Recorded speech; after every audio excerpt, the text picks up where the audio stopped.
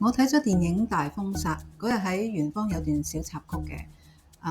我遇到姜大衛啦、李琳琳佢哋都去圓方睇電影，而同佢哋同行嘅呢，仲有甄珍同劉子謙，而家已經改名跟甄珍姓張啦，叫做張立恒。佢睇起上嚟咧，仲係好似一個中學生咁。不過佢哋唔係去睇《大風殺》，而係睇 Tom Cruise 嘅《Mission Impossible》。《大風殺》呢部電影嘅宣傳咧，介紹話一支槍、3個警察點樣將44名悍匪就地正法。我就係因為呢一段咁擲地有聲嘅介紹吸引入場嘅。咁但係睇完之後，你當然知道44個悍匪咧，其實唔完全係被警察就地正法嘅，而係因為咧佢哋內訌互相廝殺。成部電影如果話營造個緊張嘅氣氛啦，拍得有真實感，人物造型又唔錯咧，我係同意嘅。咁但係仍然有唔少嘅地方咧，值得商榷。故事嘅背景咧係喺蒙古有個叫做望崖嘅地方，有一班悍匪啦，準備攞翻收藏喺呢個地方唔同地點嘅錢財。首腦北山咧就似乎係由牢獄嗰度咧被救出嚟，因為個對白咧曾經提過醫生用咗雙倍嘅藥量，所以腦袋未清醒。我相信咧係用詐死嘅方法買通個醫生，所以個醫生咧送北山去到一間破屋嘅時候咧就被即場槍殺咗。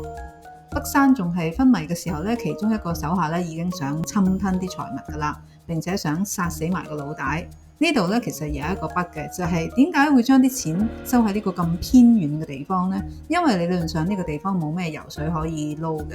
咁即係話啲錢唔係喺呢度掠奪而得噶啦。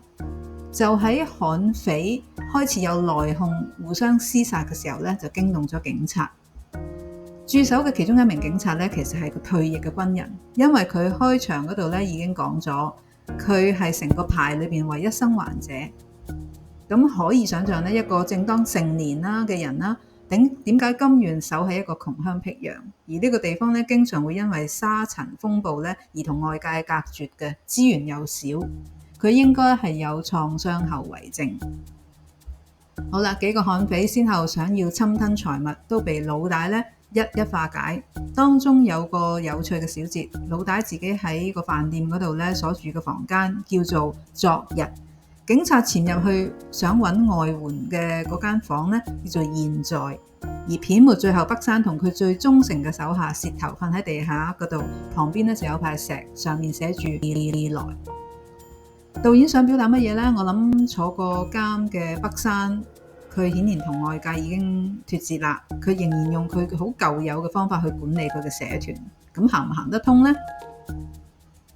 因為佢嘅會計咧已經悄悄咁成為咗某啲人認定嘅大佬啦，佢就好似生活喺昨日嘅掌舵人咁，係咪有呢一個暗示，有呢一個暗喻呢？電影另一個筆咧係警察靜雞雞闖入賊竇嗰度，去嗰間名叫做現在擺放咗通訊設備嘅房間，佢最後係點樣避開10幾名荷槍嘅悍匪，完全安全咁樣翻去警察局？電影到最後，悍匪全軍覆沒，警方咧都有損失人才。而令我印象最深刻嘅咧就係舌頭呢一個角色，驟眼睇佢嘅造型啦，望上去有幾分似向左，咁但當然唔係啦。舌頭為咗救大佬，一直都不惜一切，到最後佢死咗，北山咧亦都真正好似癲咗咁樣樣。因為舌頭係唯一一個無論喺任何情況底下都唔背叛佢嘅人，唔似其他手足，只要有機會咧就想造反，想反台。你而家明白點解有時候有啲員工咧，並唔一定係最聰明、最有大志，但就深得老闆嘅寵信，因為知己知彼。每一個老闆大佬都有佢哋用人嘅一套，而忠誠咧就係至關重要嘅。北山曾經對警察講過，佢冇乜嘢係真正在乎嘅，但到舌頭，佢喺呢個世界上唯一一個值得信賴、可以信賴，又曾經救過佢無數次嘅人，永遠離開。北山嘅反應咧，就真真正正講明咗佢並唔係冇在乎嘅嘢㗎，佢最在乎舌頭，或者講話佢最在乎忠誠。